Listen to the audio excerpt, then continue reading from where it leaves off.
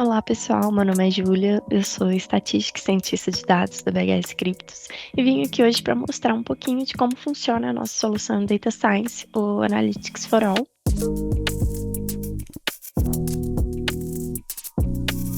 Então, falando um pouquinho sobre o Analytics for All, ele é um conceito onde acreditamos na junção do software com o serviço para conseguir acelerar a tomada de decisões mais assertivas dos nossos clientes, né? Principalmente com o uso de modelos preditivos. Então, nossa solução permite fazer previsões através dos dados para você descobrir, por exemplo, quais funcionários estão mais inclinados a sair, qual o tempo de vida do seu maquinário, insights relacionados à previsão de demandas, etc.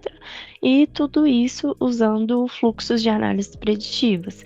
Então, hoje vamos montar um exemplo de fluxo de modelo de classificação aqui. Bom, então a ferramenta que a gente vai usar para isso hoje aqui é o Alteryx. Então, essa é a interface dele inicial, né? Primeiro, para puxar a nossa base de dados, a gente vem nessa aba aqui de entrada e saída e puxa o componente dados de entrada. A nossa base hoje, que a gente vai usar de exemplo aqui, é um arquivo CSV, só que a gente tem vários outros exemplos, né, de entrada de dados, então pode ser um servidor, pode ser qualquer outro tipo de arquivo que tem aqui, né, como exemplo, mas hoje a gente vai usar um CSV.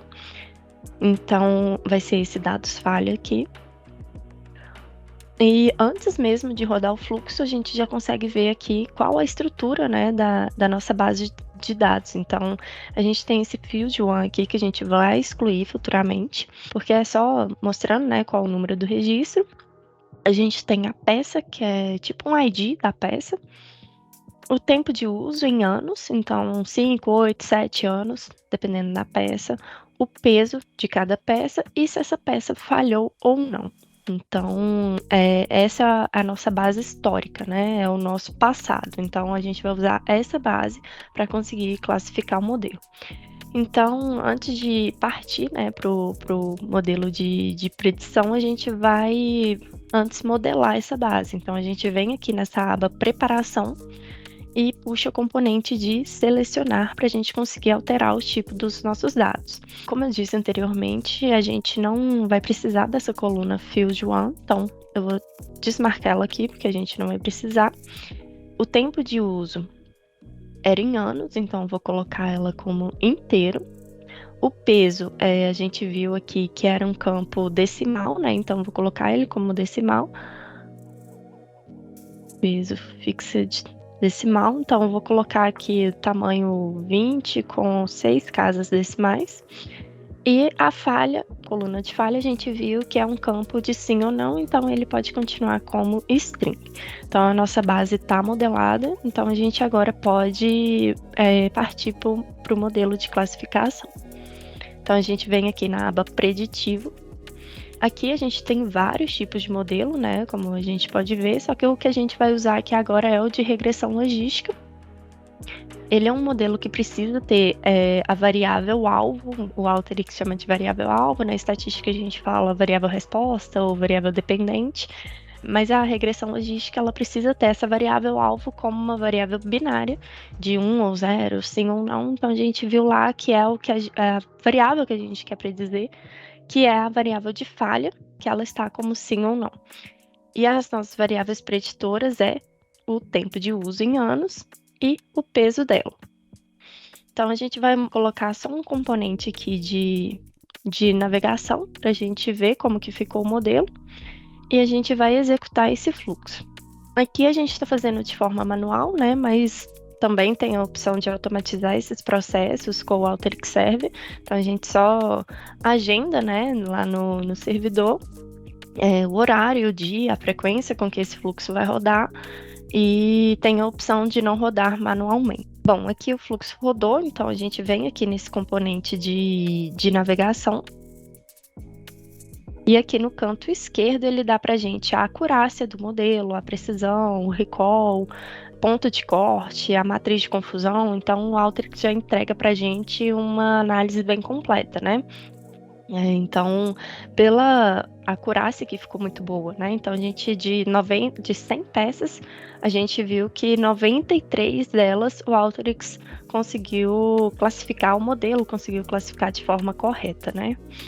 Então, agora a gente vai puxar os nossos dados atuais. Então, os dados que a gente quer predizer, a gente quer classificar se ele vai falhar ou não. Então, isso aqui foi o histórico que a gente modelou para conseguir predizer o futuro.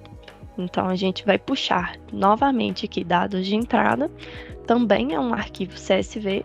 Então, agora é o que a gente quer classificar se o componente vai falhar ou não. Então, novamente, aqui a gente vê a mesma estrutura, né, da base, só que agora a gente só tem 10 componentes que a gente quer predizer se ele vai falhar ou não futuramente. Então, a gente vai modelar também essa base, puxando o componente de selecionar aqui da mesma forma que a gente fez no dado de histórico. A gente vai tirar field 1 novamente. O tempo de uso a gente colocou como inteiro, que está em ano.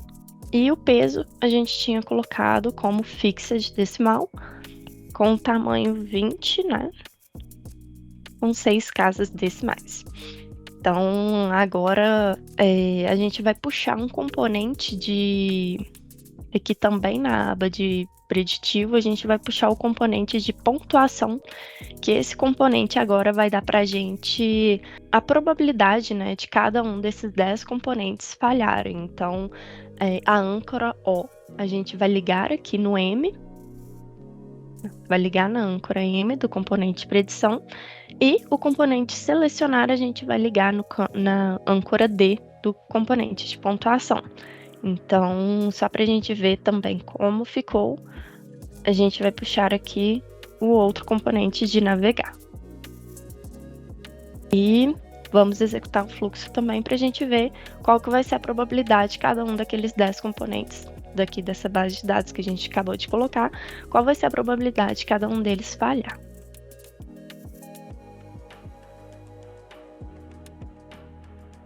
Então aí demora alguns segundinhos, né, para executar o fluxo. E enquanto aqui está classificando o modelo, né, de classificação que a gente fez, e aqui já está calculando a pontuação, a probabilidade de cada um deles. Pronto, executou. Então aqui, o modelo deu para a gente, como a gente já tinha visto, ele deu um ponto de corte da probabilidade ótima, né? Então, componentes que têm a probabilidade acima de 0,16 no campo sim, então quer dizer que esses componentes estão mais propícios a falhar. Então, aqui a gente vê o score sim, componentes acima de 0,16 estão mais propícios a falhar. Então, esse aqui, por exemplo, 0,99, ele está muito propenso a falhar. 0,02, então esse está abaixo do nosso ponto de corte, então ele provavelmente não vai falhar. O componente 3 também está bem abaixo do 0,16, então aqui a gente consegue fazer essa análise, né, de qual componente está mais propício a falhar. Aqui no nosso exemplo é isso, mas também pode ser usado para qualquer outro tipo de análise que vocês queiram fazer.